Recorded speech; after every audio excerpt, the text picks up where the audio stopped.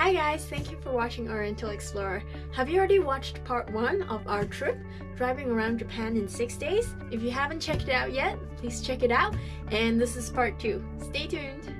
Remember, don't stop exploring.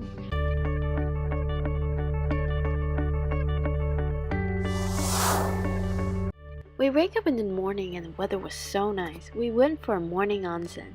After the onsen, we used the hotel given wood plate to exchange for fresh milk from the nearby farm. I picked the apple flavor and it was like yogurt, a bit sour and quite refreshing. We then head to the restaurant for a sumptuous breakfast. There's a lot of options, both for Japanese and for Western options, because they do have some Western guests here. The freshly grilled Japanese fish was perfect to have with rice, and the isshobin soup with miso was awesome too. We had a very sumptuous breakfast, including some sweet things, which I really have to get my morning started, and went to the shop for some shopping before we check out.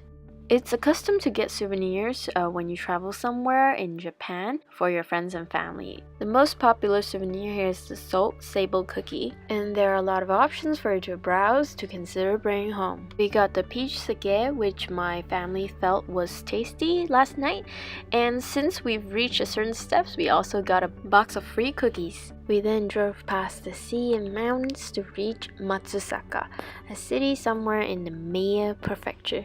We arrived at the Matsusaka city in about 2.5 hours, and we also stopped by for some shopping, for some snacks and foods which we would like on the way.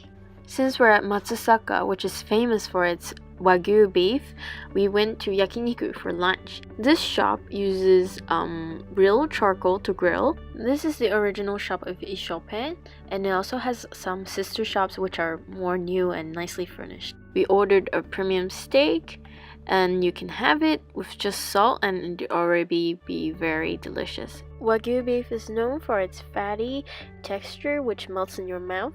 But if you're not a fan of that, you might want to order the beef tongue instead. It was also very juicy and tender.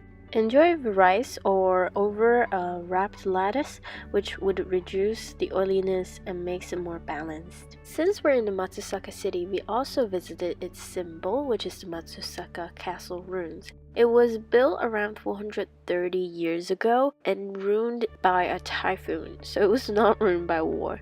And inside, it's like a park. The natural stone-paved impressive walls remain, and there are a lot of plantations, including the cherry blossoms in the spring. You might want to have a jog here and enjoy the bird's eye view of the town. Outside the castle, there is a line of homes which were the castle guard residences. Whilst these houses were used to owned by samurai warriors of the lord, one of the houses are open for public, but be sure to check the time because it closes quite early. At the end of the road, you'd also reach the entrance to the Matsusaka Shrine, which you might want to quickly visit. And that was it for the night. We also then head back to our hotel booked in the Iga city. We wake up the next morning and is pleased by the weather. We are then headed to the Uji region of Kyoto. Uji is known for its long heritage, tea culture, and as we approach, we already see some tea fields. It's about 1.5-hour drive, and on the way, I couldn't help to stop by the convenience store for some sweets. In Japan, people love the strawberries in the spring. I got this peach and strawberry tart and enjoyed it on the way very much. We arrived at the Uji and made a stop at the Uji Fukujuen. Here, you can have a meal, enjoy tea, see the traditional tea ceremony, and join a tea workshop for its utensils or the tea making, as well as looking at the Uji Tea Museum Information Center, which is free and has some English information. We got some souvenirs here for our friends and family and had lunch here. All the dining options are related to Uji tea, from savory to sweet.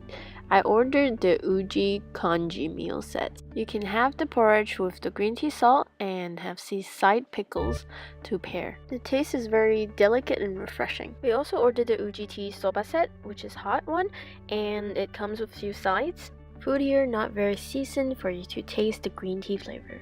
Enjoy the soft and fluffy mochi coated with bitter tea powder or kinako powder with the sweet red bean paste, and it's great pairing with the tea. After lunch, we're heading to the Byodoin. We first cross the Asagiri Bridge and then arrive at the Nakanoshima or the Middle Island, then cross another bridge, the Tachibana Bridge. Along the way, you'll see great river views of the Ujigawa or Uji River. Within 15 minutes, you'll arrive at the entrance of the Byodoin.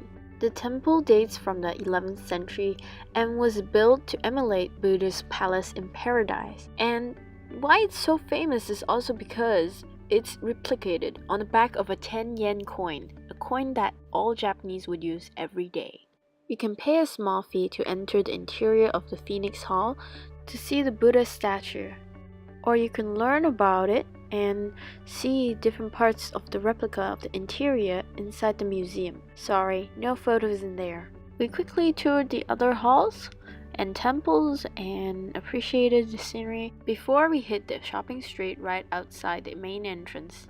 You get a wide variety of Uji tea specialties here, and we did get some souvenirs for our friends and family back home. On our way back, we also visited the Ujigami Shrine, which is also a World Heritage, and it's also next to the Uji Shrine. Both are conveniently located. We kissed goodbye to Uji and head to the Shiga Prefecture. Before arriving at our stop of the museum, we stopped by at the agricultural village. It aims to create a natural landscape in the modern world, and it's a non-profit organization. You can have free admission to this place and explore around this recreated natural village life. We took another minute to arrive at our stop of the MIHO Museum. The museum stands deep in the forest and is designed by a famous architect. It's designed in a way that the structure is integrated fully with the natural surrounding, so it's really beautiful to visit. The most highlight part for most visitors would be this approaching road which leads to the museum. It's covered by the cherry blossoms in the early to mid-April, and it's stunning to view from inside that tunnel. After a day of sightseeing, we drove to our hotel in about 45 minutes in the Shigaraki area. This is an onsen hotel which I would definitely recommend to families and golf players. We booked one of the cottages which faces the golf garden, and the one I booked is about 12,000 yen per person per night, including breakfast and dinner. The wood cottage is spacious and very homey. We liked it very much. Everything is clean. I wouldn't say luxurious, but it's very comfortable, and my favorite part is the spacious balcony with a great view to the lawn. As soon as we settled in our room, we head straight to the onsen, which is really nice because it has a lot of baths and sauna. We got so relaxed in onsen and is ready for dinner. The creative French and Japanese dinner includes 6 courses. My favorite is the wagyu steak, which was cooked to medium and not too fatty. The salad was also very refreshing with the sakura vinaigrette. The food are cooked in the French way with Japanese ingredients and was a nice way to finish our day with. Alright, that's the end of part 2. Thank you for watching!